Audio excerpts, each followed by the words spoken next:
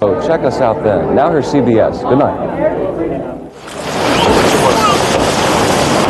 70 years after it fell under the boot of communism, religion is born again in the Soviet Union.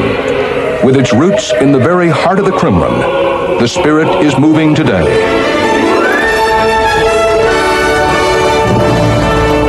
This is the CBS Evening News. Dan Rather reporting again tonight from inside the Kremlin. Good evening. The seeds of revival of the spirit go beyond the spirit of religion. There is a wider testing of the limits of Soviet Communist Party tolerance underway in these days leading up to the Reagan-Gorbachev summit. A sense of that turmoil in a remarkable new poll offering some insights into the minds of Muscovites and the so-called new thinking that makes it possible for me and Charles Corral to be standing here inside the Kremlin. It really is something, isn't it, to consider that just a couple hundred yards over there, Gorbachev and his Supreme Soviet are hammering out the future of the Soviet economy. That is going on here inside the Kremlin. The question, of course, is what do the people out there on the other side of the Kremlin walls think of all this? New thinking and split thinking crops up a lot in the pre-summit polling done for CBS News and the New York Times this month by sociologists of the Soviet Academy of Sciences. Now, they say they used random telephone sampling to call more than 900 Muscovites. Yes, young people were more willing than older people to criticize the government. Better educated people felt freer to criticize the government. And if Gorbachev is looking for support, he should look to the women of Moscow. In general, turns out they think better of his policies than the men do. Against this backdrop of unsettled opinions and in some ways unsettling views, Soviet General Secretary Gorbachev is getting ready for his summit with President Reagan. Gorbachev has a lot riding on this summit. Remember, he has an important Communist Party conference in late June. And as Barry Peterson reports, Gorbachev has his work cut out for him. Stop, Mr. Reagan! Stop, Mr. Reagan! Stopping Mr. Reagan in the arms race has long been item number one on the Soviet Union's agenda. And Mikhail Gorbachev desperately needs a recess in the race for military superiority to give him time to turn 3 years of dramatic political reform into economic progress. So far, there have been bold words with little to show. The shoe stores are stocked when Gorbachev comes to visit, but for ordinary people, the lines are long, the selection small. Is life better under Gorbachev? The meat is the same. The cheese is twice as bad. And quality remains poor. This man was furious about rips in his new pants. They give us freedom, but that means the businessmen are free to deceive us. Gorbachev's plan for delivering on the promise of a better life is called perestroika, the restructuring of the economy by adding such things as free enterprise. He can talk about it, promote it, push it, but he needs this nation's bureaucrats to make it happen. And a lot of them don't like it. They see perestroika as a threat. They will lose their power, not to mention their perks. Chauffeur-driven cars are on the way out, Gorbachev's orders. Our poll may show overwhelming support for perestroika, but Soviets remember the days when ending up on the wrong side often cost you your life. The public is generally fearful. They're not sure how far they should go. They're not sure whether there may be a sudden change again back to the old system. So it's a very tense situation, I think. The summit, Gorbachev hopes, will convince the Soviet people he's here to stay, that he's a man in control.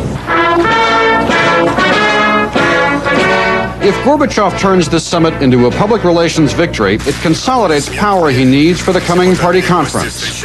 Ronald Reagan may need this visit to secure his place in history. Mikhail Gorbachev may need Ronald Reagan's visit to secure his political future. Barry Peterson, CBS News, Moscow. Here in the Kremlin, it's impossible to ignore the Christian legacy that much of this country is built on. The present Soviet leaders like to say that they practice a true separation of church and state. But in the old days, it was just the opposite. Church and state were one, under God and the czars. This is the Cathedral of the Archangel Michael, built by Ivan the Great in 1508 as the burial ground for the rulers of church and state. 46 metal tombs line the walls. A host of grand princes, czars, military leaders, and other defenders of the faith. In those days, it was said that Moscow was the third Rome, superseding Rome and Constantinople as the seat of Christianity on earth. A Russian proverb from the period says, "There is nothing above Moscow but the Kremlin, and nothing above the Kremlin but heaven itself." Today, Soviet officials made a public gesture of reconciliation with church leaders. They handed over holy relics that had been kept in Kremlin museums, restoring them to the Russian church. This was to mark the 1,000-year anniversary of Russian Christianity, and also to promote harmony between church and state on the occasion of the summit.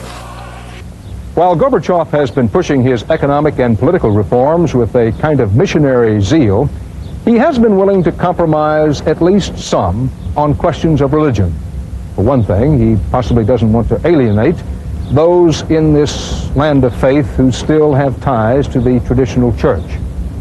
Also, he's been allowing more Jews to immigrate, although not at the record pace of the late 1970s. And Gorbachev has been willing to allow the church a little more breathing room, a little more, than before. And Charles has more about that. You are witnessing a crime. It is illegal in the Soviet Union for people to meet and study the Bible at home. These people could all go to jail.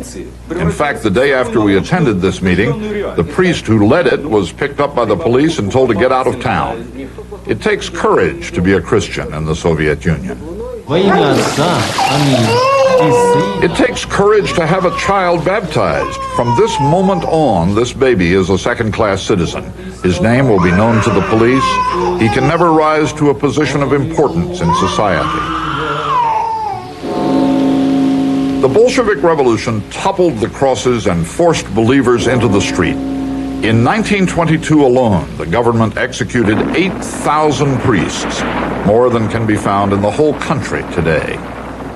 And the most glorious cathedral of Leningrad became a museum that glorifies atheism. People come here to see the ornate riches of the church, long ago confiscated by the state. I'm a member of the Young Communist League and an atheist, she says. She's a visitor to the museum, Tatiana Samsonovich. This is how we're all taught, she says. It helps us be good members of society. Yes, but notice this. The religious part of this museum is always crowded. The atheist part is nearly empty. It's frankly boring, and the museum director admits it. And that is an unpleasant fact that Mikhail Gorbachev, whose position makes him the patriarch of atheism, must be able to see. Atheism is boring to many people here. Some of them are looking for something else to hold on to.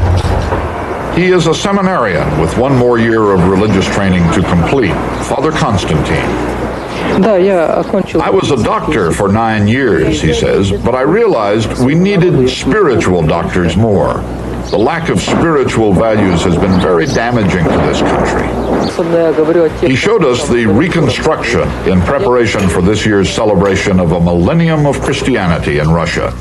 The church is paying for all this work, but it was only made possible when the government agreed to the use of workers and material. Many believers ask me to say prayers for Gorbachev, he says. That never happened with Brezhnev, Andropov, or Chernenko. That is an objective fact. Why say prayers for Gorbachev? Well, the church reconstruction is one thing. Here is another. Bibles are very scarce and thus very precious. They sell in the black market for more than $300 each. The government has just agreed to the printing of 100,000 Bibles. That is a small printing, but it's the largest in the history of the Soviet state. That's two things. Here's another. Last month, Mikhail Gorbachev appeared on national television with the Orthodox religious leaders. That's three things. Gorbachev appears to have developed no sympathy for the church. He has changed none of the anti-religion laws. This meeting was not a blessing, not even a truce, more a sigh of resignation. After all attempts to kill it, the church is still here. 50 million believers. Mikhail Gorbachev does not want 50 million enemies right now. Lenin, who had the priests killed and the churches blown up, said that once the grandmothers died, nobody would remember that there had been a church in Russia. But there still is a church, and young people growing up and growing old in the church. Lenin is gone, and the grandmothers are still here.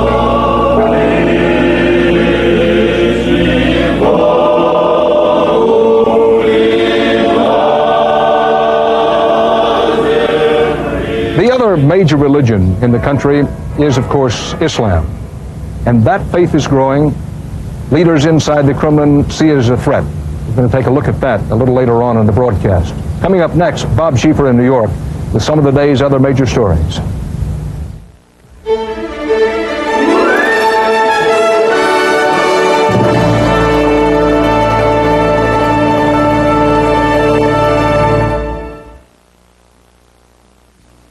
My new tango student. Attractive. I moved in for a closer look. Shall we begin? That was a mistake.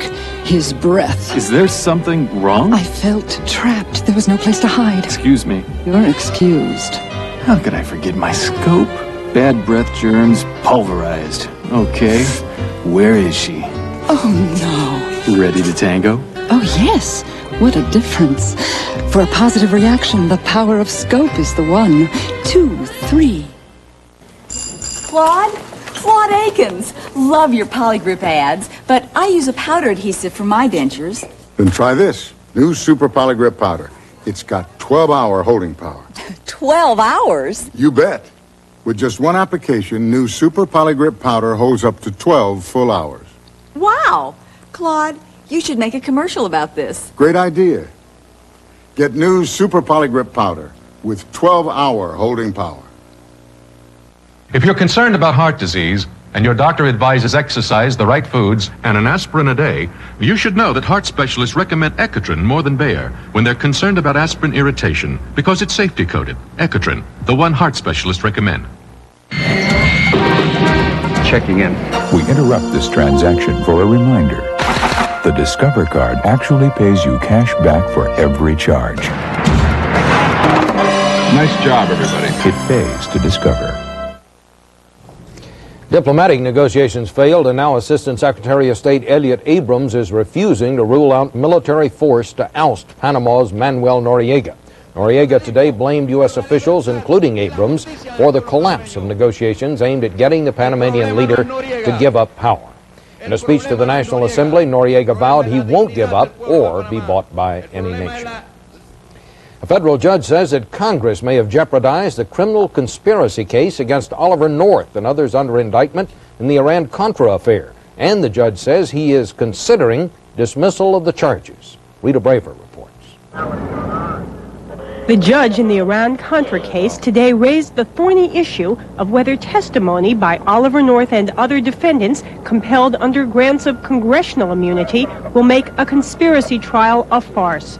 Judge Gerhard Gazelle pointed out that during cross-examination, one defendant trying to prove his own innocence has the right to introduce immunized testimony given by another. That, however, might violate the rights of the man whose testimony is being used. The judge said, as I see it, it's a practical impossibility to try the conspiracy counts. And he said other legal problems would make it hard to try each defendant separately. Independent counsel attorney Herbert Stern countered that the defendants engendered some of the problem by volunteering a lot of information during the hearings to make themselves look good. Judge Gazelle did not make a ruling on the issue, indicating he will reach a decision next month. Rita Braver, CBS News at the federal courthouse in Washington.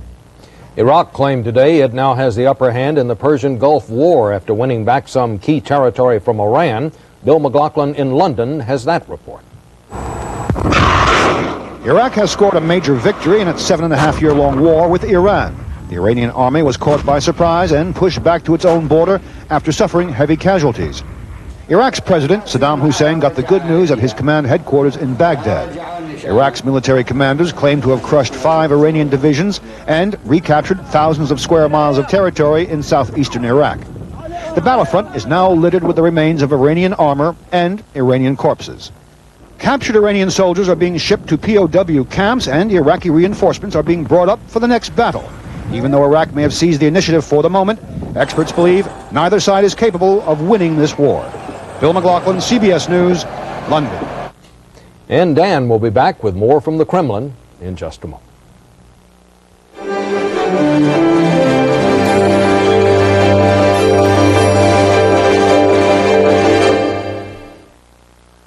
Pat Van Patten and Sally Struthers. Antique cars are still around because their owners always change the oil. Back then, you had to do it yourself. Remember? But today, there's Jiffy Lube. In 10 minutes, the J-Team changes the oil with quality Pennzoil. Here comes a Pennzoil. Replaces the filter, fills the fluids, and lubes the chassis. Want your car to last? Welcome to Jiffy Lube. We'll take care of you like family. Pat, meet my antique. Sally, meet mine.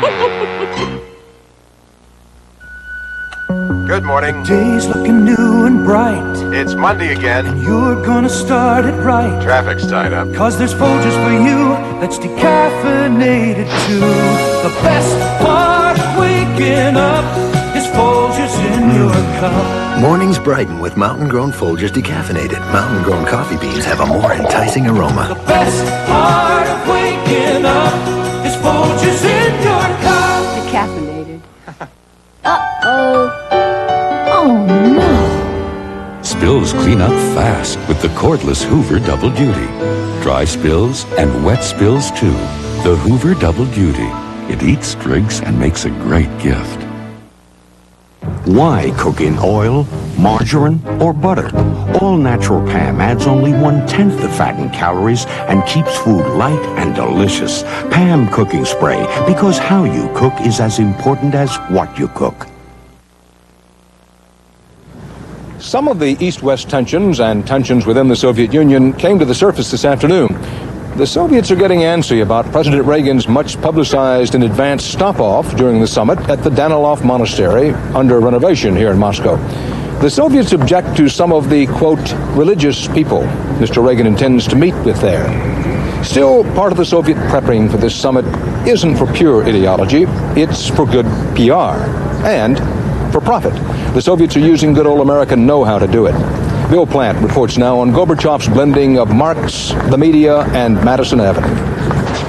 When Mikhail Gorbachev leapt from his limousine last December into a startled crowd of Americans, many people reached the same conclusion.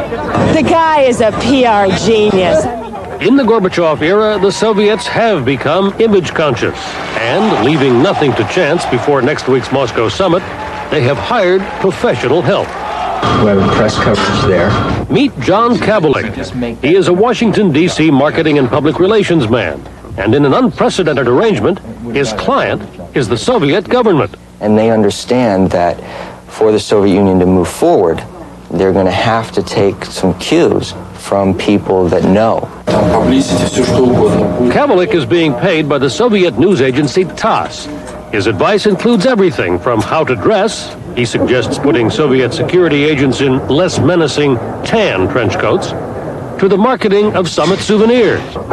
As Kabelik grinds out press releases on the TASS computer system, it's plain that the Soviets expect he will help polish their image for the Western press just as surely as the workmen who are giving Moscow a facelift. I don't believe in amateurs, neither in politics nor in business. And business is what they're getting. A very American, very practical lesson in good old capitalist opportunism. Was he going to be in red? Yeah, that's my like it in red. Would you believe 10,000 official Soviet summit T-shirts made in the USA? They're on their way to Moscow, and TASS expects to earn about $200,000 in hard currency from reporters and others looking for a way to remember the summit. What better way than for them to bring home to their kids and their people back at their bureaus the official summit T-shirt sponsored by TASS. A minute after 9, let's start another hour of power on WAVA with the next... Wait, there's more. U.S. rock and roll DJs live on nationwide Soviet radio. It'll happen next Tuesday, courtesy of John Kabelik. From Moscow to Vladivostok.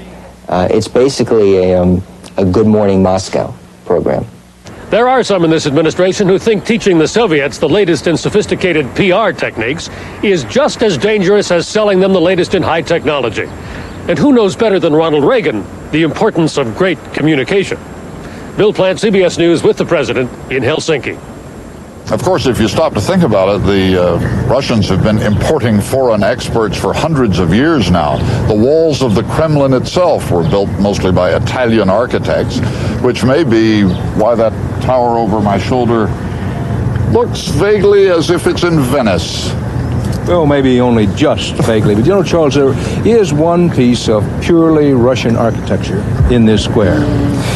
And it's so wonderful and such a fantasy that it's the one memory of Moscow that nearly everybody who sees it has burned in their mind forever. St. Basil's, commissioned by Ivan the Terrible, built by Russian architects using the shapes of little country churches.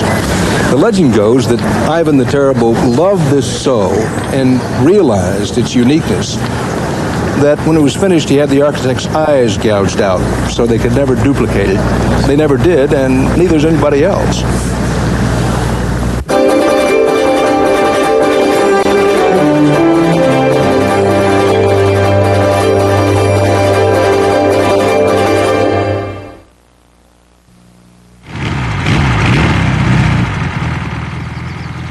I heard you got one, Fred. I just had to come over and take a look. Yeah, wanted one all my life. Great. Look at the way it's put together. No wonder they last. Mind if I just, sit behind the wheel? Oh, boy, would I like one of these. Can I take it for a spin? Well, just in the front yard. Oh, boy. Nothing runs like a deer. I know choosing a medicine is an important family decision. But for me, it's also an easy decision. The day my son was born was the first time that I was given Tylenol. It took care of the pain without irritating my stomach like aspirin or even ibuprofen can. Getting Tylenol that day really impressed me. When a hospital gives it to you, that's the best reason of all to trust Tylenol. I know it is for my family. Trust Tylenol, the pain reliever hospitals use most. You probably can't name the first name in copiers. But for meeting the needs of every size business relies on the most popular copiers in America. From personal to high-performance copiers, the choice is Canon. Have you ever wondered what a baggage handler might take on vacation? What everyone should take. Samsonite's Glutton for Punishment. We've talked about the struggle of Russian Christians and Jews against a hostile state, but the Soviet establishment also faces another religious challenge, the challenge of Islam. That's right. On these domes of the Kremlin, you can see the cross rising above the crescent, the symbol of Christianity victorious over Islam. But now, away to the east, the crescent is rising again, this time to challenge the Red Star. Our chief European correspondent, Tom Fenton, has a report for us from Soviet Central Asia.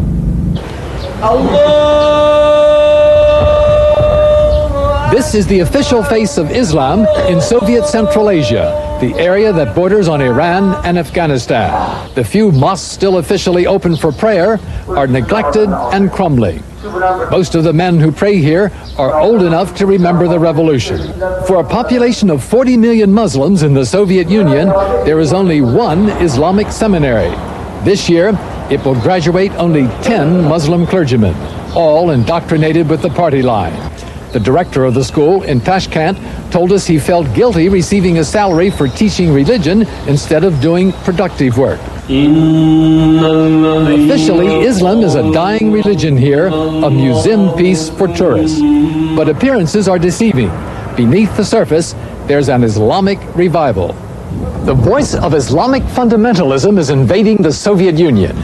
Southwest of here, on the Soviet frontier, there are close to 40 transmitters beaming the message of Iran to Soviet Muslims. And Communist Party officials admit they are concerned.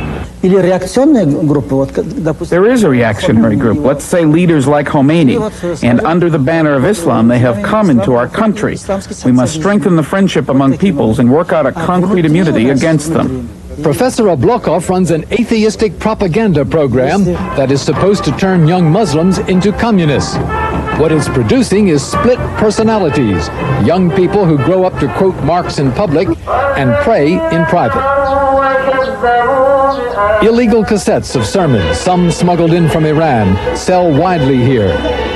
Party officials say a growing number of Soviet Central Asians belong to secret societies that promote Islamic fundamentalism and are basically anti-communist. A leader of the small number of government-approved Muslim clergymen admits there are now thousands of underground clergymen. There are many, but they haven't finished their courses at special religious institutes. They are self-taught and self-studied. We must put them under religious supervision. Communist theoreticians see the return to religion as a reaction to the corruption that has flourished here under Soviet rule. In the Brezhnev years, these cities along the old Silk Route from China experienced corruption on a monumental scale. This is a small part of the loot confiscated from Uzbeki officials arrested recently in a giant cotton scandal. Billions of rubles were skimmed off from the state in a network of corruption that reached all the way to the Kremlin. All of this would be cause enough for concern by Gorbachev, but what makes it worse is the Asian birth rate. While the average Russian family has only one child, Soviet Central Asians have 4 or 5. Most likely within Gorbachev's lifetime, these people will outnumber the Russians and become the Soviet Union's new majority. Whether communism can coexist with Islam is a question that will cloud the future of the Soviet Union. Tom Fenton, CBS News, Samarkand. For a state that puts its faith in 5-year plans, increasing faith by people in God may be a challenge that leaders here inside the Kremlin will be facing long after this summit is over. I hope you'll join me and Charles Kuralt tomorrow as we continue trying to focus on the story of a changing Soviet Union. For now, that's the CBS Evening News. Dan Rather. See you again tomorrow night here inside the Kremlin. This man once had a heart attack. Since then, his doctor prescribed exercise, the right foods, and aspirin. Studies show aspirin can help prevent second heart attacks. Ask your doctor about aspirin. Bayer, the wonder drug that works wonders. I stained this last year, and it's fading already. Why? You didn't protect it with Thompson's Water Seal stain, the only stain that contains Thompson's Water Seal. It protects the color and the wood better than the leading brand. Thompson's Water Seal stain. Beauty that lasts at last. If you heard the report on 59 cold cereals by a leading consumer magazine, you'd fall through the floor. Mine's high in calcium. And salt. Salt? High in fiber. And sugar. Sugar? Lots of protein. And added fat. Fat? The magazine rated shredded wheat tops in nutrition. For no added sugar or salt, low fat, plenty of fiber and protein. Shredded wheat. And nobody else. Cool action liquid vanish, vanish, vanish, clean so good, good and fresh and too. Yes, I brush with liquid vanish. Cause it cleans tough rust stains below the waterline better than Lysol. Action liquid vanish, clean so good and fresh and too. And for an easy way to help keep your bowl clean and fresh between brushings, just pop a Vanish drop-ins in the tank. It's really neat.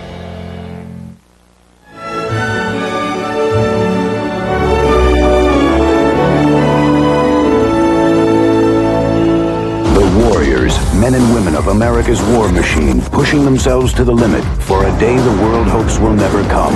48 hours tonight. This